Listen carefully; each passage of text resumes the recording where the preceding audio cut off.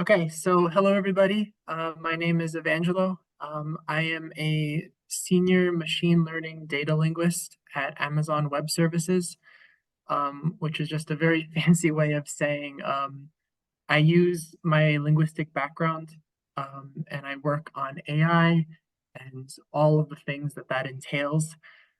So today I will be talking about both AI and generative AI, and at the end I will have a little Q&A section. So I will just jump into it. So to start, what is AI?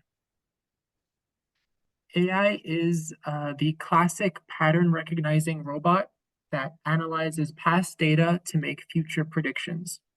As an example, Amazon's shopping algorithm bases future purchase recommendations off of what you've already bought. As another example, if any of your families have Wi-Fi controlled thermostats, that bases, it looks at your behavior, how you keep the AC, how you keep the heat, and it will automatically adjust based on the behavior that it recognizes. So basically, AI predicts the future using statistics. Generative AI takes this a step further and produces new and creative content. Examples can include creating images or writing poems. The key here is that it's still looking at past data, only instead of predicting something, it's using that past data as a mold to create something else. So if you want AI to rewrite an email that you've made to make it sound more professional, it will look at what professional means. It will look at the grammar, it will look at just any honorifics, and it will adjust accordingly. So at my job, as a machine learning data linguist, we create, annotate, and refine that data that is fed to the AI's knowledge base. So this can include, and I will define these further in the next slide, but just to give an overview, defining its research pool for factual queries, fostering its ability to communicate the tools it can use, creating guardrails for AI, and prompt engineering. So, by defining its research pool, I'm referring to something called RAG, or Retrieval Augmented Generation. This is basically a curated replacement for a Google search. So articles, approved web pages, keeping the data and facts that the AI presents relevant and as approved as possible for a specific company's needs. And this also then gets cited when the bot gives an answer so that it's never just information out of the blue.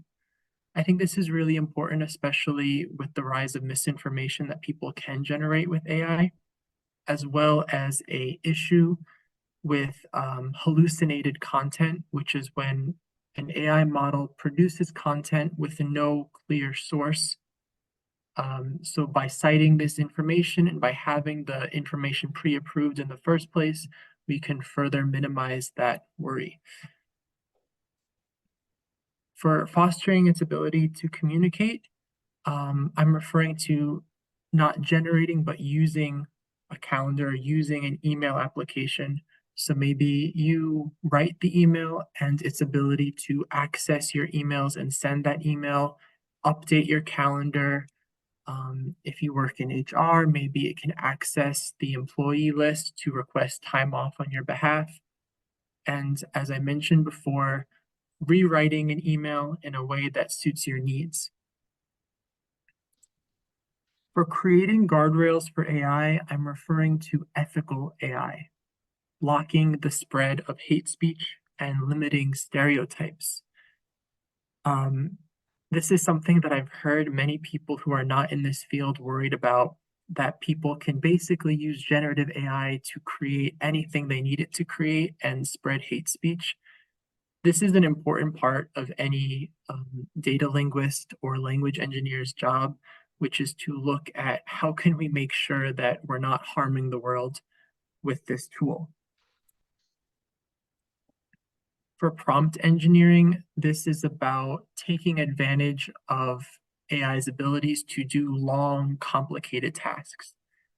AI is not so good at long, complicated tasks, so this is about wording your query or prompt in a way that the model can understand. Think of it like creating a table of contents for what you want it to do.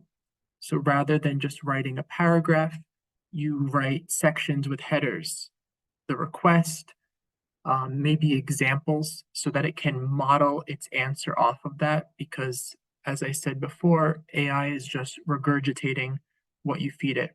So if you want it to create a certain style of an essay or a certain style of like a bulleted list, it helps to know what it's going to model itself off of. If you don't structure your request properly, the performance can be poor and hallucinations can arise. So again, hallucinations, it's producing information out of nothing. Through understanding AI, we can use it to its fullest. A small example of prompt engineering can refer to how negations work. So as AI is just a glorified supercomputer, it's not going to process a sentence in a way that we might understand it.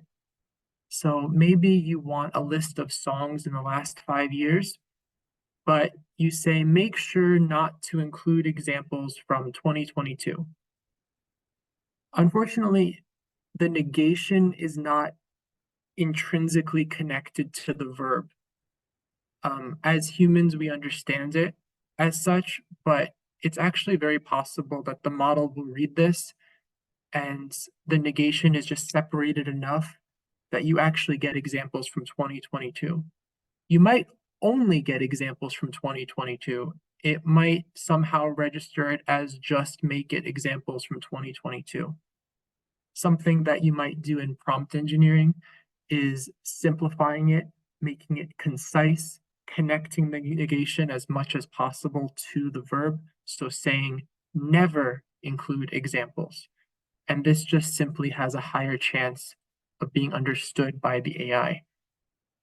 It's just a different ballgame for comprehension that you slowly learn to work with.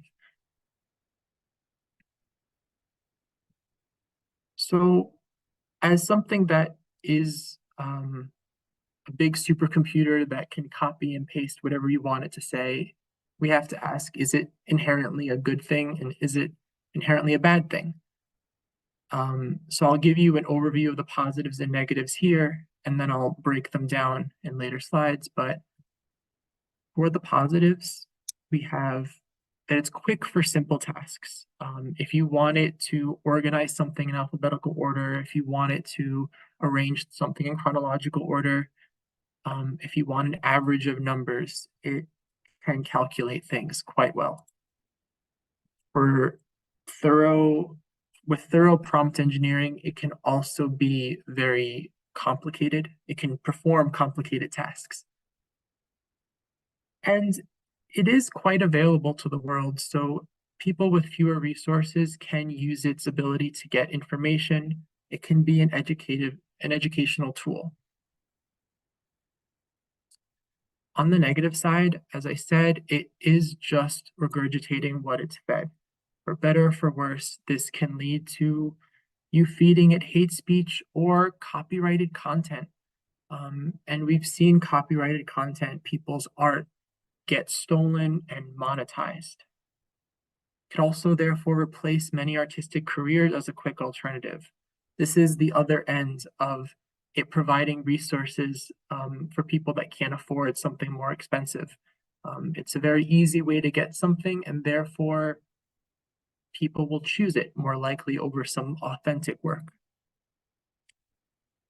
Right now, there's a lot of study on the drain on the environment. This is a supercomputer performing many calculations we're talking about, so there is a lot to say about its energy consumption and what that will do. I'm going to break this down further. So for simple tasks, adjusting papers or scripts, processing data and organizing it. Prompt engineering, as I said, can allow for a plethora of complicated tasks to be performed. We've seen AI-generated films being made. This is sort of a positive spin on it, but people that can't afford to get their vision put into media, this could be a way to make many independent artists come out of the woodwork.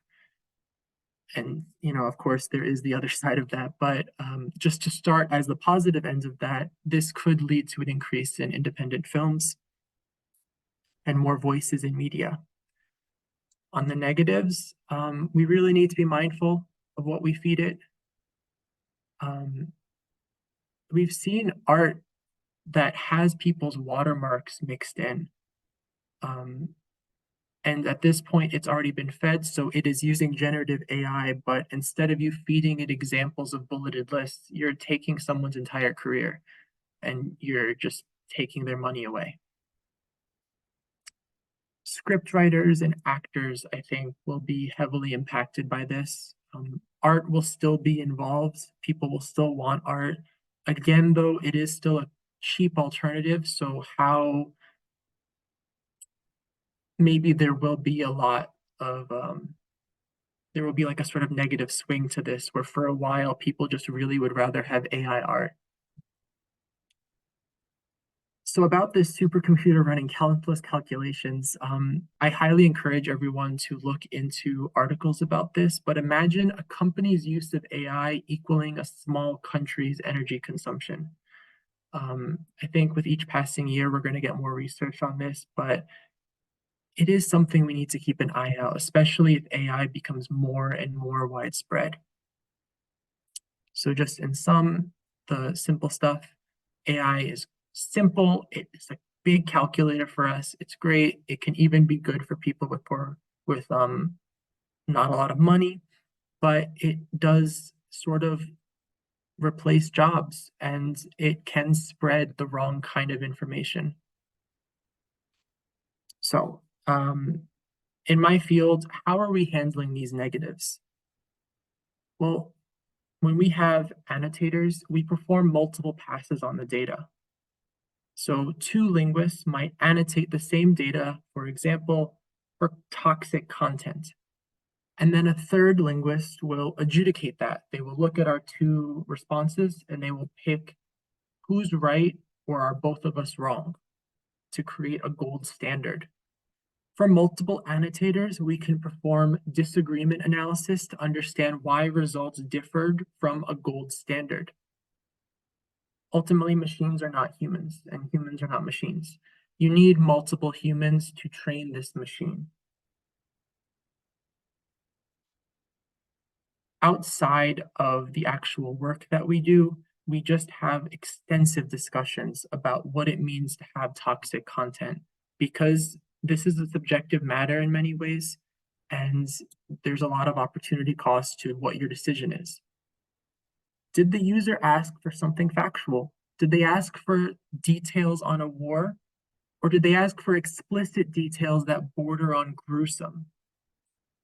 Did they ask about the viewpoints of a famous racist? Or did they ask the bot to take on the persona of that racist and produce content? Is the model being asked to regurgitate facts or generate hate? And this can be quite a slippery slope that you have to measure on, especially when you think about implicit hate. It's very easy to disguise stereotypes, to sort of follow up on things that only humans are sensitive to, whereas the bot might think that this is not hateful content, I can produce this, but any human reading it sees that there's something profoundly misogynistic, homophobic, or racist within that request. And we have to sort of find where do we start mitigating the response and where do we firmly stop the conversation. where does explicit hate begin? This is a little bit more obvious, but you don't want a single answer to all hate, because sometimes you want to provide facts. Maybe you want to educate the person who's requesting something. It's about figuring out if something is asked in good faith or not, but also being mindful of not allowing the bot to get caught up in the flow of speech. It is, people do prompt engineer hate. People do guide the bot into thinking that it's safe to talk about things. Who will be happy with these guardrails and who will be upset? All over the political spectrum, people are going to have problems with the AI's answer, for better or for worse. So in some ways, the second you make a decision on what's toxic, you have taken some kind of political stance. And even the most extremely black and white political stances from like a human rights issue can actually be considered political. And depending on what country you're in, something that feels obvious is immediately a political statement. And these are all discussions that we have to have of whose monetary support does our company want to lose? And I think every company has to decide who are they going to upset, because there is no universal morality that people will all agree on. Even something as simple as the name of a country can become toxic depending on what you say. So, should we be afraid of AI? I would say, so again, AI regurgitates what it's fed. And I really encourage all of you to ask questions. When you see news articles about an AI model saying something scandalous, when you talk about AI being sentient and wanting to take over the world, as I said, it is just regurgitating, and these people are possibly not showing the conversation leading up to it. As a funny example, if you paint a space empire in the background of an AI model, it's very easy to say, wow, this AI model belongs to a space empire, and not question who painted that in the first place. Talk with your peers about AI like you would talk about a child learning, or even like you would talk about a dog learning. The child is mimicking what it's told. The dog is going to respond to immediate praise and scolding. So let's be very mindful about how we praise it, how we scold it, and just in general, what we tell it. AI is a tool. It is a machine, it is a tool, it is a supercomputer. And this supercomputer is going to alter the job market. It's going to spread love and hate, and it's going to help and harm the environment. So should we be afraid of AI? No, I think we should really just focus on how we want to use it in a beneficial way. Did you start working on AI? Please. Sorry. Yeah, honestly, I started over 2 years ago, and I don't think I entirely knew what I was getting into. It wasn't so much about working with AI, it was just working as a linguist that interested me. And eventually, within a year, there was sort of a shift into generative AI as we know it. So I didn't know exactly what I was going to start working for until some time had passed. So thank you so much, Evangelo. That's so kind of you to have, been with my students, and that was fascinating. Thank you so much. It was my pleasure. If anyone has any questions, please let me know. I'm happy to answer anything I can. All right, I will. Thank you so much. Yeah. It was nice to